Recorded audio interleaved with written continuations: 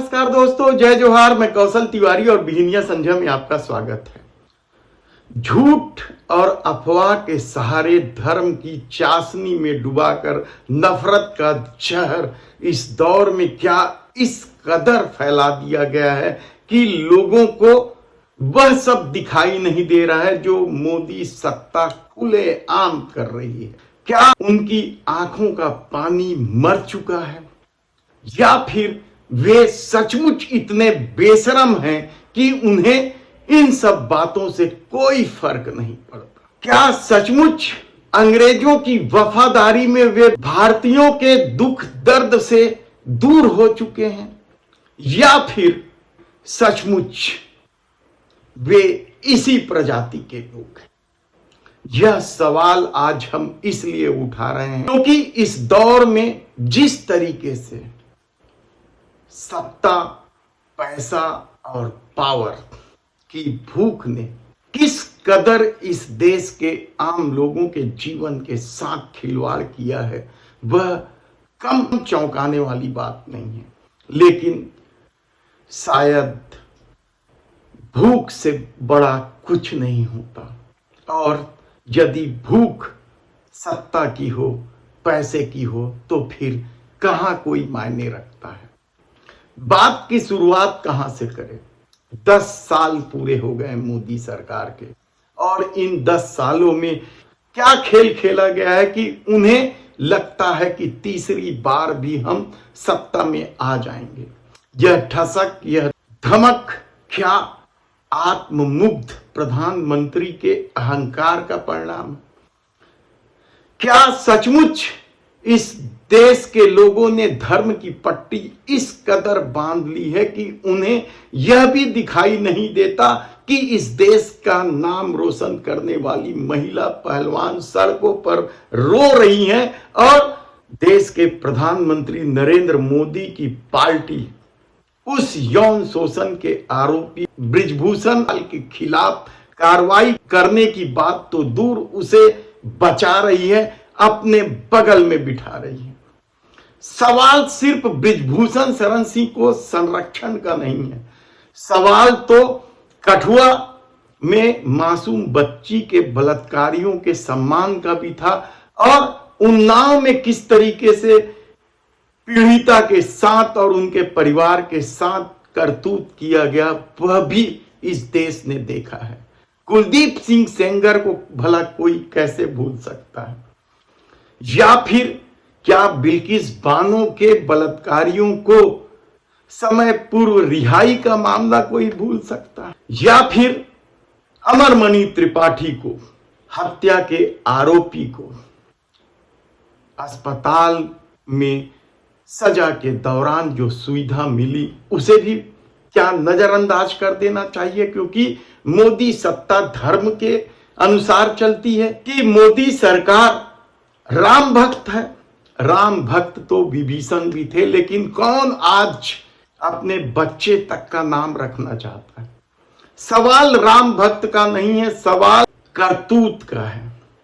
तब ऐसे में हत्या और बलात्कार के सजा याफ्ता आरोपी राम रहीम को बार बार यदि पैरोल पर छोड़ा जा रहा है, तो फिर इसे सत्ता की कौन सी धार्मिक प्रवृत्ति मानी जाए? भ्रष्टाचार को लेकर देश के प्रधानमंत्री ने जब दावा किया था कि न खाऊंगा न खाने दूंगा, तब कितनी तालियां बजी थी। लेकिन आयुष्मान भारत योजना को लेकर कैग ने जो कहा, वह तो साफ तौर पर इशारा है कि मोदी सरकार बेहद ही भ्रष्ट है। और 250 करोड़ में 1 किलोमीटर सड़क द्वारका एक्सप्रेस वे का बना है। क्या हीरा मोती जड़ दिया गया है? क्या यह भी उन धर्म के बंदों को दिखाई नहीं देता? या फिर उन्हें भ्रष्टाचारियों को गले लगाती सत्ता नहीं दिखाई दे रही? जेल में डाल दूंगा, यह कहने वाले लोग किस तरीके से ऐसे भ्रष्टाचारियों उप मुख्यमंत्री बना देते हैं या मुख्यमंत्री बना देते हैं? पहले भ्रष्टाचार का आरोप लगाओ, डराओ धमकाओ और वे यदि पार्टी में आ जाते हैं तो उन्हें उप मुख्यमंत्री या फिर मुख्यमंत्री बना दो या बड़े बड़े पदों से नवाज दो। और इसके बाद भी यदि कोई नहीं मानता है तो ईडी भेज दो, सीबीआई की पूरी टीम लगा दो और सत्ता तक गिरा दो। ये कौन सी धार्मिक प्रवृत्ति है? इतनी घटनाओं के बाद भी यदि धर्म के अंधों को दिखाई नहीं दे रहा है तो फिर आने वाले दिनों में क्या यह भयावह रूप लेगा? इलेक्टोरल बॉन्ड की ही बात कर लो कि किस तरीके से रंगदारी वसूली गई, किस तरीके से काम देने के नाम पर पैसा वसूला गया, किस तरीके से ठेकेदारी में कमीशन खाई गई, किस तरीके से लोगों को बचाया गया। ईडी और सीबीआई के माध्यम से वसूली की गई, रंगदारी की गई।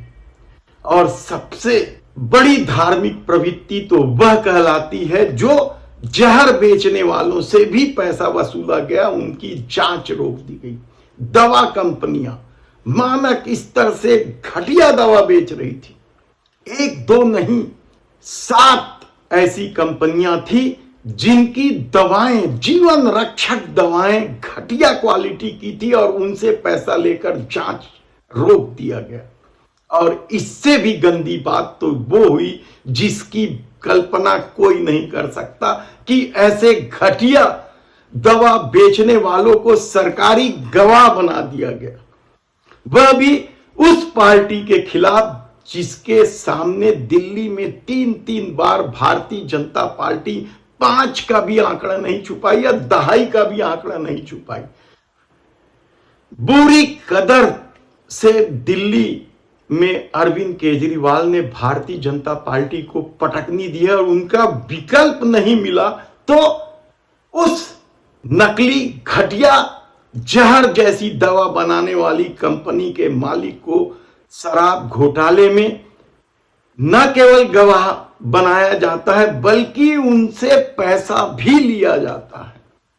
और ईडी आम आदमी पार्टी में मनी ट्रेल ढूंढ रही है और money trail Bharatiya Janata party की तरफ जाता दिख रहा है। जुआड़ी, सटोरिया, यानी हमने आपको बताया बलात्कारी, हत्यारे, अपराधी, भ्रष्टाचारी और जुआड़ी और सटोरियों से भी पैसा खा रही थी। सबसे ज्यादा पैसा भारतीय जनता पार्टी को 1300 करोड़ से ज्यादा यदि कहीं मिला है तो इसी जुआड़ी सटोरियों से मिला है। फ्यूचर गेमिंग, क्या बचता है? ये क्या सब धार्मिक प्रवृत्ति है? उस सरकार की करतूत है या उस सरकार का काम है जो धर्म के आश्रय चलती है? क्या बच रहा है?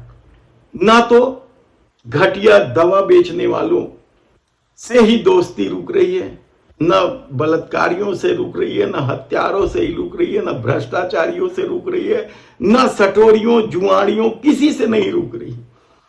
यानी किस स्तर तक सरकार चली गई है सत्ता में बने रहने के लिए।